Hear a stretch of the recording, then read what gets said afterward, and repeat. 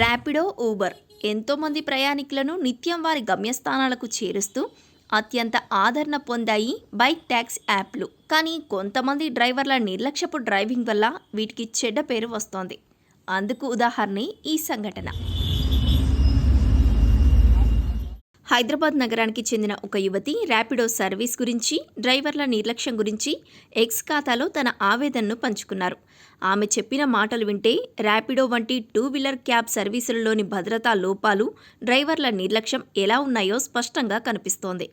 చాలామంది ప్రయాణికులు ఇలాంటి చేదు అనుభవాలను ఎదుర్కొంటున్నారు. కానీ చాలా వరకు అవి బయటపడటం లేదు.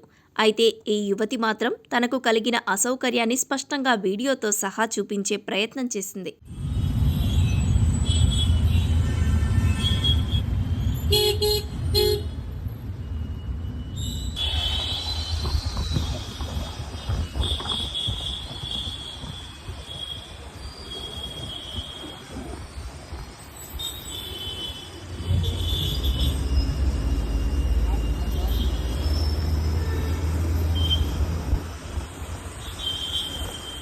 అసలు ఏం జరిగిందంటే, ఈరోజు కాస్త ఒంట్లో బాలేదు.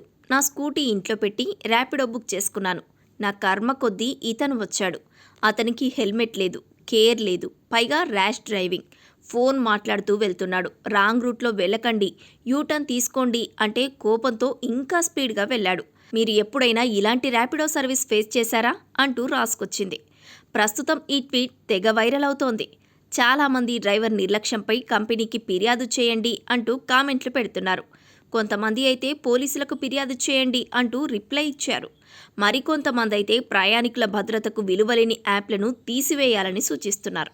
ఏదేమైనప్పటికీ ర్యాపిడో వంటి సంస్థలు డ్రైవర్లకు సరైన శిక్షణ ఇవ్వకపోవడం, భద్రతా ప్రమాణాలను కఠినంగా అమలు చేయకపోవడం వల్ల ఇలాంటి సంఘటనలు జరుగుతున్నాయి. ప్రయాణికుల భద్రతకు ప్రాధాన్యత ఇవ్వకపోతే ర్యాపిడో సర్వీసులు విశ్వసనీయతను కోల్పోతాయి.